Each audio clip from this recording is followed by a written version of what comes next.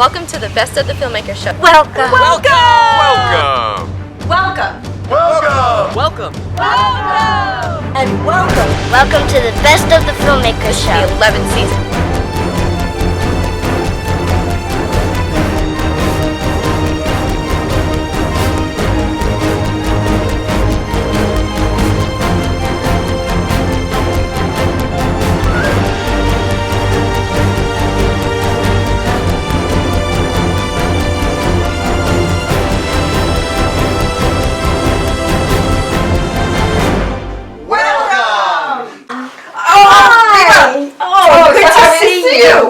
Welcome to the law offices of Alan J. Schwartz, PC. Oh, I love it. Come, I'll give you a little tour. Oh, absolutely. Okay. How are you? Thank you, Jerry. Very good, thanks. And you? It's, you know, when we're with each other, it's always nice together.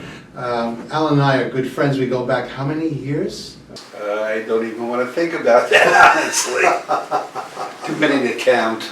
Oh, God. Yeah, it was a long time ago, but hey, you know.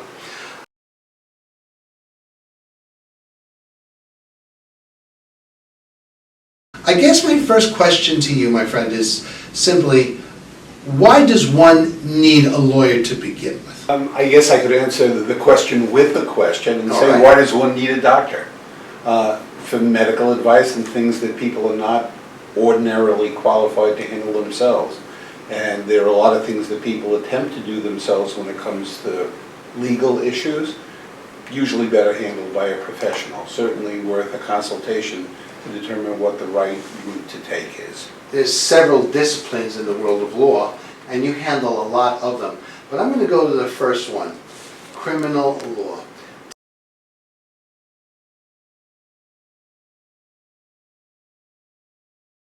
Well, I guess it goes without saying that when somebody's charged with a crime, there's no room for error, because criminal records can haunt people for the rest of their lives. We coined the phrase for this firm going back to the mid-'80s that we represent good kids from good families who do something stupid, so it doesn't mar them for the rest of their lives. And now we also like to say we represent their parents as well. The consequences of criminal conviction can be far-reaching because until several years ago in New York State, we didn't have any kind of sealing or expungement statutes that it made it possible to eradicate a criminal record that somebody may have picked up for or as the result of some youthful indiscretions. Today we do, but it's very limited. It's not an expungement, it is a sealing.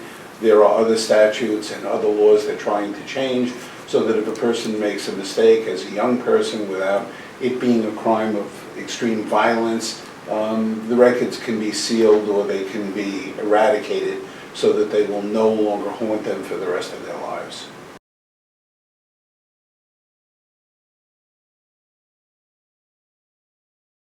So Alan, tell me about domestic violence. I hear a lot of it nowadays. What do you do in a situation of domestic violence? Well, the first thing that you do is call the police if you're a victim of domestic violence.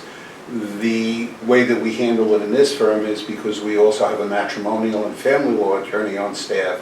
We work well together because sometimes it's the domestic violence which gives rise to a matrimonial or a divorce action. Other times it's the divorce which gives rise to the domestic violence, and having one firm with the attorneys in the same firm coming up with an integrated approach to dealing with both of these things makes for a much more efficient use of time, can be money saving as well as opposed to having different attorneys for different purposes.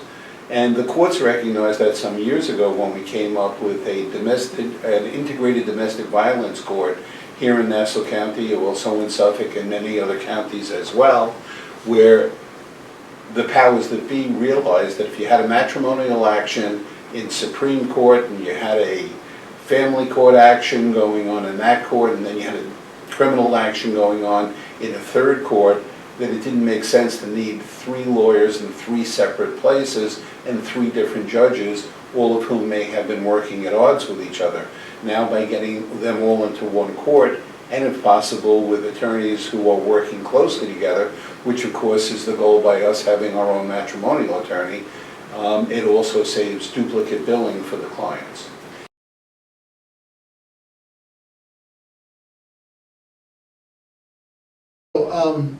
I guess the question comes in, you mentioned 3 different areas of that to some degree. I guess if I paint you a picture, a husband and wife are not getting along, okay? And one tries to control the other for one reason or another. Then it moves on to a situation where they can't really talk. I guess what happens, it becomes physical.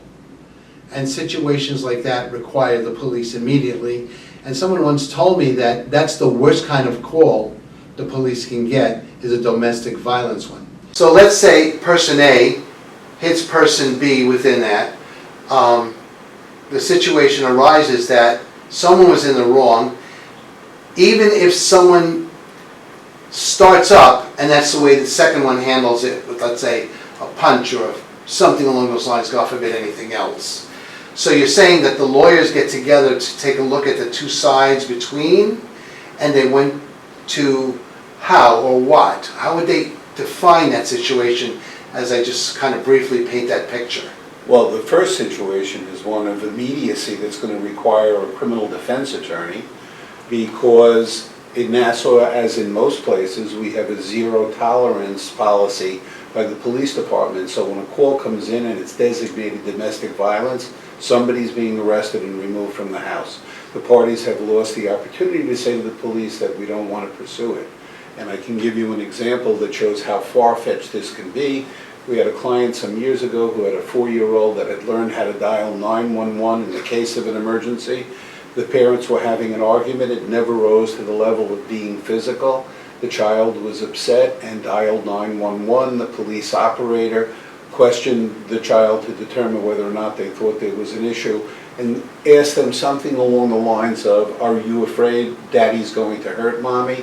And when the child said yes, that's all it took to have the police show up. Wow. And then a real argument ensued, because when the husband and wife tried to explain to the police that this was just an overactive 4-year-old's imagination and just not understanding the situation, the wife almost got arrested for obstructing governmental administration because she got physical with the police, which is always a mistake. And things just went from bad to worse. And we were able to sort it out later on, but not without having to pay a lawyer, without having to go to court, without all of the other unpleasantness that goes with being involved in the criminal justice system. Wow, that is a lot. What is some of that unpleasantness? Well, the first thing is that they almost routinely issue orders of protection that can require the person who is now becoming the defendant, as we would refer to them, to remove themselves from the house. And you can imagine, you and I are sitting here on a pleasant Saturday afternoon wearing sport jackets. If somebody said to you, you have 2 hours to go back to the house and take whatever you need, how would you decide what you were going to take, what you were going to wear, what you were going to be able to remove within a 2-hour period under the supervision of a police officer, and then suffer the indignity of having to find someplace else to live? And find it quickly, obviously. Right. Just doesn't happen. Wow. So, okay, so let's take a look at how this could help people. So they're watching our show, they're taking a look at it, gee, that's the same thing that just happened to me last week. What should I have done? Obviously, they call 911 would be the first thing to do, and then they get in touch with a law firm, and they would, I guess, be looking for, at that moment, a criminal lawyer. So the key is to get somebody they're going to be comfortable with, and somebody who can become their spokesperson, because we constantly tell clients we want you to be cooperative with law enforcement, but only to the extent of giving pedigree information, because anything I say is hypothetical. Anything the client says can be used against them, and oftentimes is what provides probable cause for an arrest where it might not otherwise have been necessary.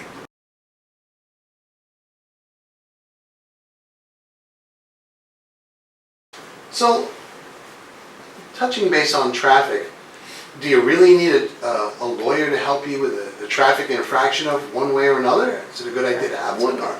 Well, need and is it a good idea are 2 entirely different things. When we handle traffic matters, we handle them the same way we do criminal matters. With a great deal of experience, I've been doing this for 45 years as a former prosecutor, a defense attorney, and also a village judge. our goal when we handle traffic matters is to save you enough potential money on your insurance and the points that it more than offsets the legal fee. And clearly a lawyer who is experienced in dealing with traffic matters is going to generally get a better result than an individual will themselves, primarily because of their level of experience and they know what they're dealing with. Number two, if you have to try a case, they're more likely to do a much better job at trying a case, because the old expression, person who is his own lawyer has a fool for a client. It's impossible to be objective when you're representing yourself. Having somebody who has some independence makes a difference. But in addition, if you're in these courts regularly, hopefully over the years you build up some credibility so they know what you're capable of and they know that you know what it is that we're looking to accomplish here. So, like everything else, there are certain medical procedures you can try to do yourself. I would not start with open heart surgery. But you talk to a lawyer and you make sure you get somebody who's going to fit what the particular offense you're charged with. Because we talked about bus tickets, we talked about 11-point speeds. I would not recommend anybody charged with an 11-point speed not hire counsel. I mean, we had one last week that was 111 and a 55. I managed to get it from 11 points down to 4, which didn't even trigger the driver assessment fee that we spoke about earlier, but it came with a very stern admonition from the judge about the evils of driving at those speeds, no matter what kind of high-performance sports car you're in.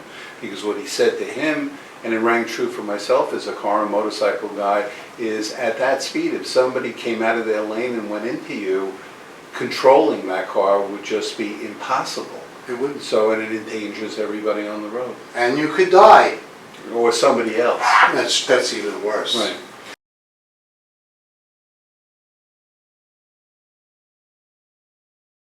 I know your firm represents people that are, I guess, accused of DUI, DWI. That's driving under the influence and driving while intoxicated. Right. Okay. Or driving while impaired. Or driving while impaired. Now, I guess that would cover medicine in a way. Mr. ABC was driving down the street. He just left an office party, and he had one too many, the best way to look at it. It happens to be that Charlie, the police officer, in his cruiser just happened to be there at the light when he saw the guy through the light and noticed that he was leaving the bar first, but to make that light, he got through the light. So now the flare lights go up on the police car, and Charlie, the police officer, decides, I'm going to take a look at this. What really happens in a situation like that? The first thing that's going to happen is normally a police officer, after initial questioning, would ask the motorist whether they've had anything to drink. If they had reason to suspect that alcohol had been involved, and usually it would be more than just coming from a bar, but obviously that's some indicia, as well as the manner in which they operate the car. I mean, people run through red lights all the time, and it has nothing to do with having consumed alcohol or drugs of any sort, whether they be prescribed, illegal, or illegal drugs. So that, for example, today now that marijuana has been legalized to a large extent, you're still not allowed to drive under the influence of marijuana any more than while you're allowed to consume alcohol. You're not allowed to drive while you're under the influence of alcohol, depending upon what the level of the effect of the alcohol is. So how you answer those questions will create a whole scenario that could go in any of different directions. And it's difficult because people always ask, how much are you safe to drink and then drive? Well, the answer today is the safest way of doing it is don't drink anything. And I'm not saying that as a teetotaler, but the bottom line is we represented a Norwegian company years ago where zero tolerance really meant zero tolerance. And these people that we met through this company that we represented were all very heavy drinkers, but none of them would risk the loss of their license, because many years ago in Norway, you could be put in jail for up to 30 days under suspicion of driving while intoxicated. So they helped create, in large part, the designated driver concept, and they took turns. And it was a lot easier to have somebody else drive you than it was to ever take a chance. I used to kid around. Now, you and I met many years ago in networking organizations. That's right, yeah. And oftentimes I was the best friend of the limo driver because I would say, drink and drive and you'll end up hiring me and riding in a police car. For a lot less money, you could have hired a limo and driven in luxury. So whether you're hiring an Uber driver or a limo driver or a friend or a spouse and you take turns, because my wife and I oftentimes, as you know, go out 7 nights a week. Yeah. We have to make a determination who's going to be driving when we leave there. I mean, we're going on a dinner cruise out of Fire Island this evening with 5 other couples from the board of an organization that I run, and there's going to be alcohol, so we're going to have to make a decision who's driving home, because I think that's the worst fear of many people. Sure. You drive into a sobriety checkpoint Yeah. and you've had something to drink, and there's no easy way to answer those questions. And no fixed rule of thumb. So the easiest way to avoid that situation is don't drink before you get in the car. I think that's the best advice to tell people, don't drink. Or my wife and I do the same thing, but I tend to drive, and because I also have a CDL, I tend really not to drink.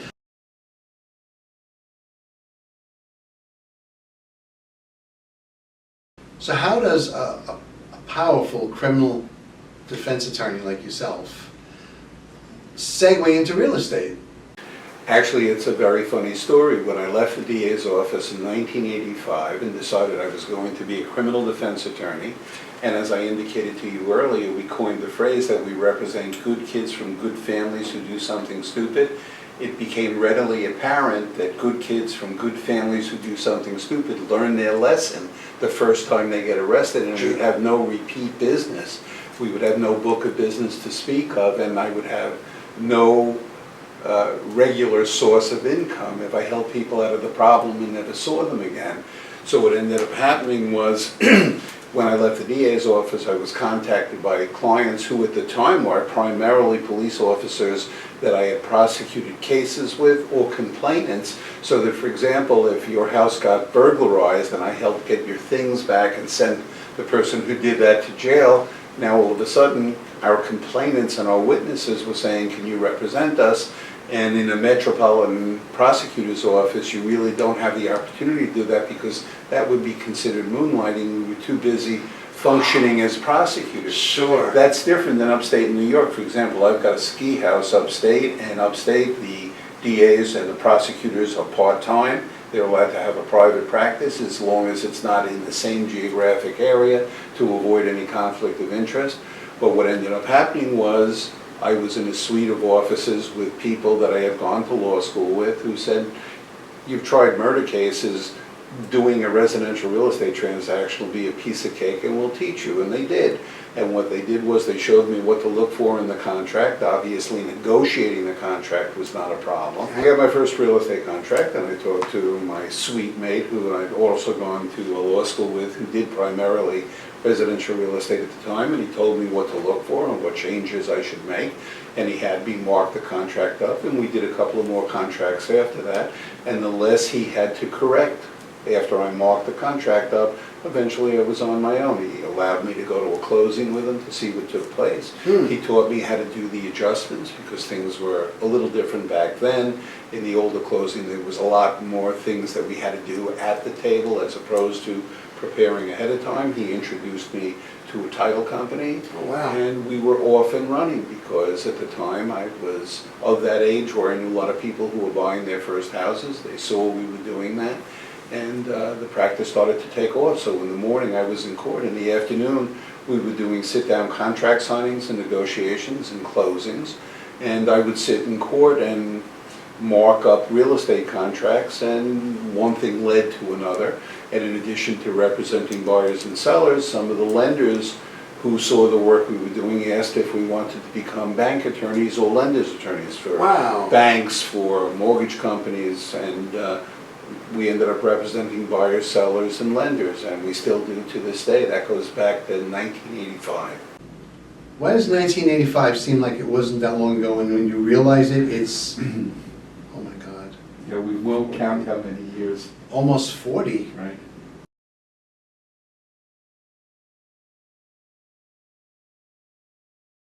So as we were talking before, I want to go back to something, vehicle traffic law.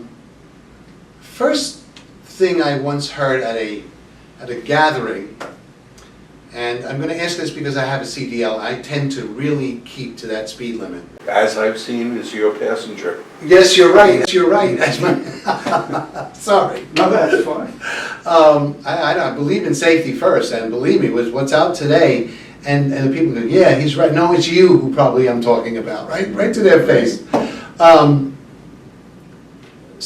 This person at this gathering, I will never forget this, said, you are allowed to go 9 miles an hour over the speed limit, they were saying. So you can do that. And I think this was in concert with the idea that the Long Island Expressway was going to have the speed cameras. Mm-hmm. And so that conversation really was born out of that.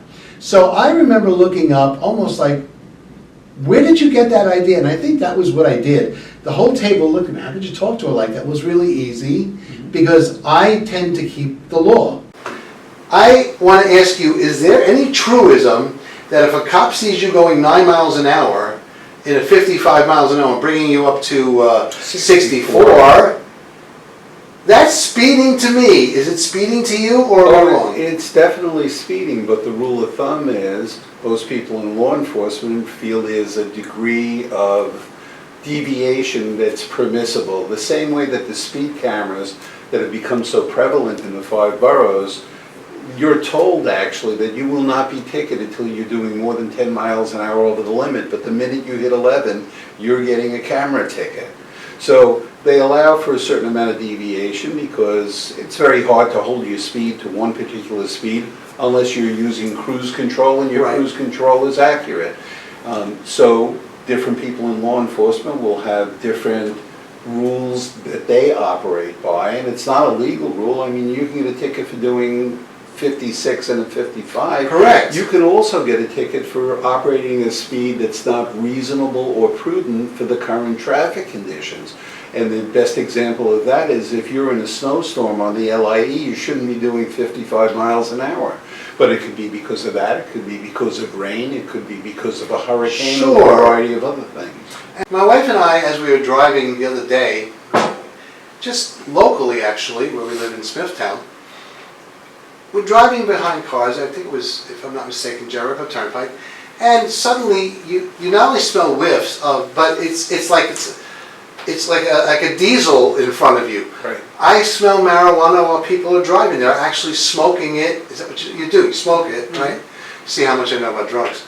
And it comes into the car, and you either ran over a skunk, in my opinion, or what the hell are you doing driving like that? And to some people it's like, well, I just need that just so I don't get road rage and stuff like this, which is probably another whole topic. But what about this marijuana? You're driving, you're not supposed to. What's the deal? It's illegal. We touched on that a little bit earlier when we talked about operating under the influence. Operating under the influence is not only alcohol, it's also drugs, it's also marijuana. We talked about the fact that it's drugs, even prescribed and not prescribed, because you get certain narcotic drugs that they'll give you for a variety of different maladies that right on the label says don't operate heavy machinery or don't drive when you have this. It's legal to take the pills, it's not legal to drive. It is not legal to drive under the influence of marijuana. And I agree with you because if people are particularly blazing, I mean, you see the smoke coming out the windows. Yeah. And that's all you need to get pulled over, and then a whole series of events can unravel that you really don't want to deal with. So you can't drive smoking marijuana any more than you can with an open can of beer in the car.